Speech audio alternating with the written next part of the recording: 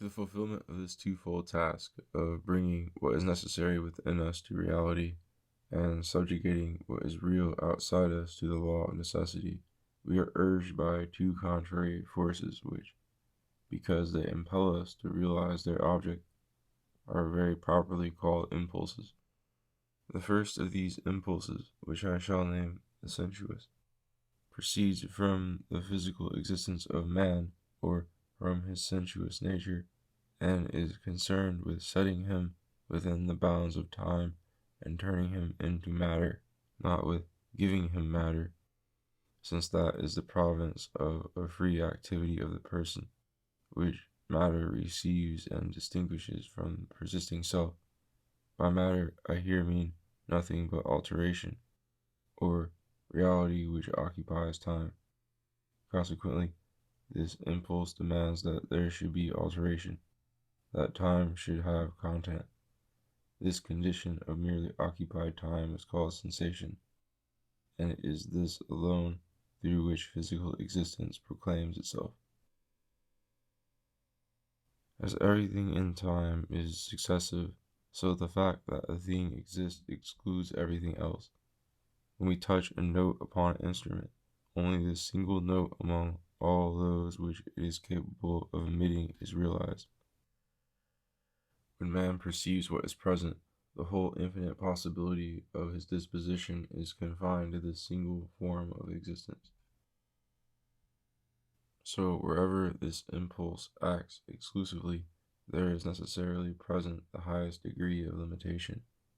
Man in this condition is nothing but a unit of magnitude, an occupied moment of time, or rather, he is not, for his personality is extinguished so long as sense perception governs him and time whirls him along with itself. The sphere of this impulse is coextensive with the finiteness of man, and as every form appears only in some material, everything absolute only through the medium of limitations, it is of course the sense impulse in which the whole phenomenon of mankind is ultimately rooted. But although this alone arouses and develops the potentialities of mankind, it is this alone that makes their perfection impossible. It fetters the upward striving spirit with indestructible bonds to the world of sense, and summons abstraction from its freest excursions into the infinite, back into the boundaries of the present. Thought may indeed elude it for the moment, and a firm will may triumphantly oppose its demands, but nature, once rebuffed, soon returns to claim her rights, to press for reality of existence, for some content in our perceptions, and for purpose in our actions.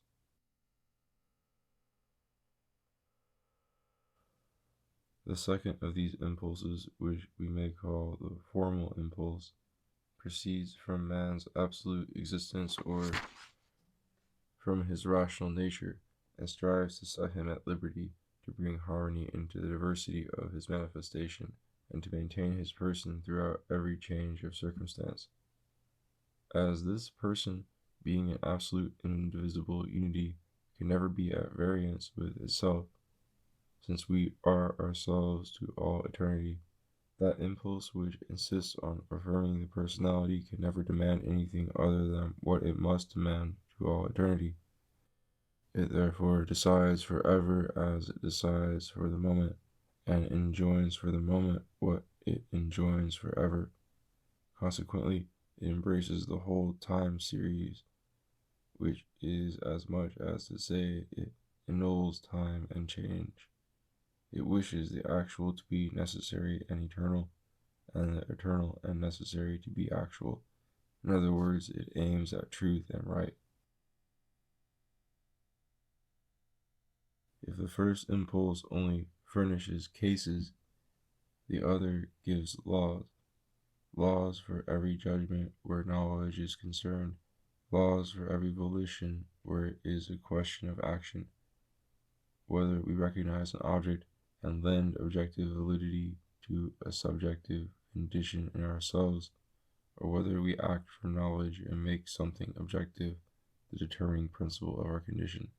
In both cases, we snatch this condition away from the jurisdiction of time and endow it with reality for all men and all times, that is, with universality and necessity.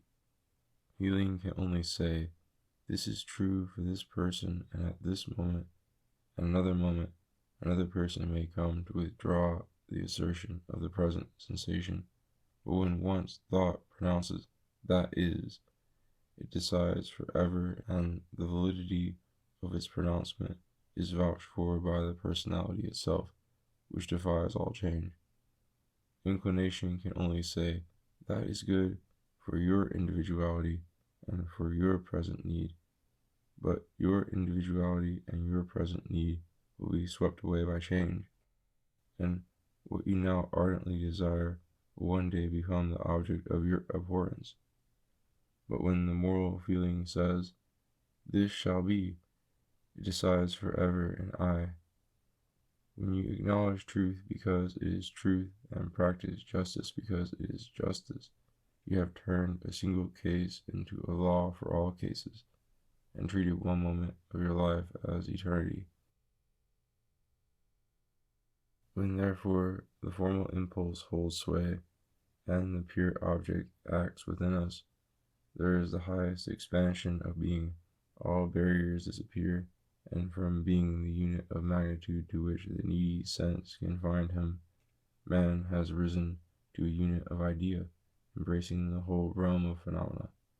By this operation we are no more in time, but time, with its complete and infinite succession, is in us. We are no longer individuals, but species. The judgment of all spirits is expressed by our own. The choice of all hearts is represented by our action.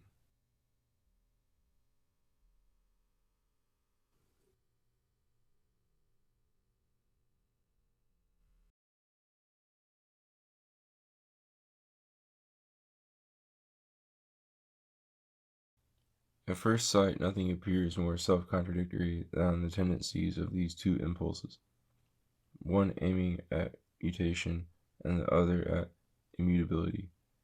And yet it is these two impulses that exhaust the conception of humanity, and a third fundamental impulse, which should reconcile these two, is a quite inconceivable idea.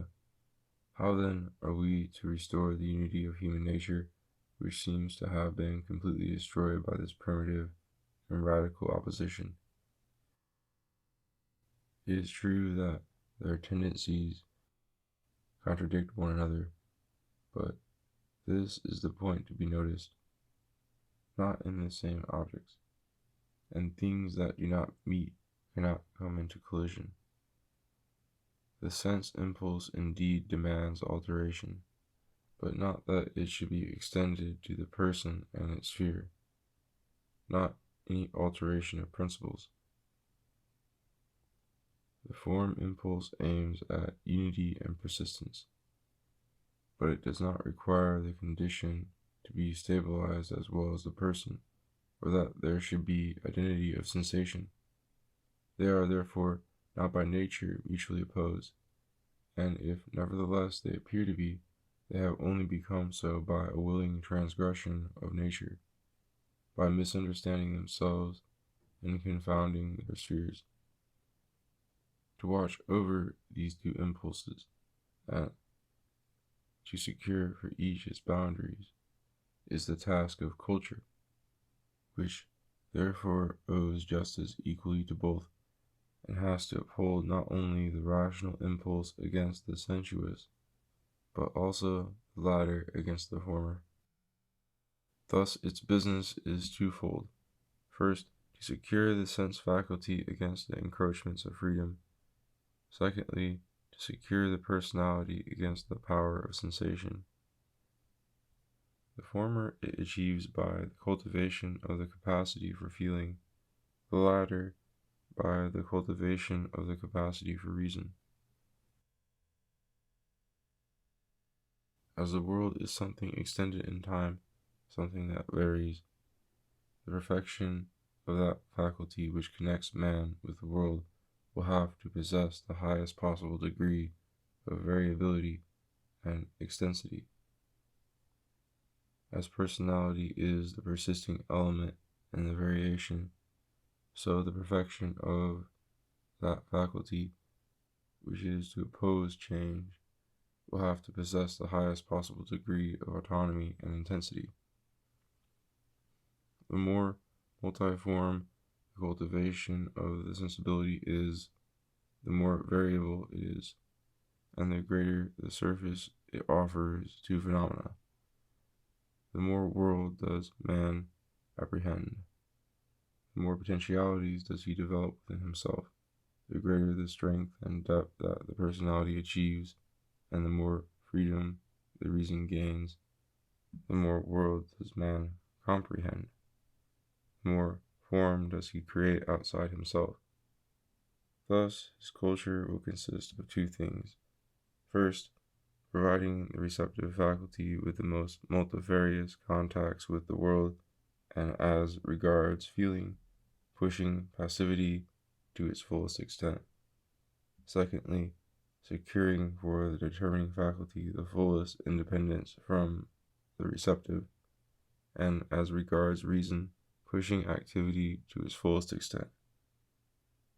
Where both qualities are united, man will combine the greatest fullness of existence with the utmost self-dependence and freedom, and instead of abandoning himself to the world, he will rather draw it into himself with the whole infinity of its phenomena, and subject it to the unity of his reason. But man can invert the situation, and thereby fail of his destination in a twofold way.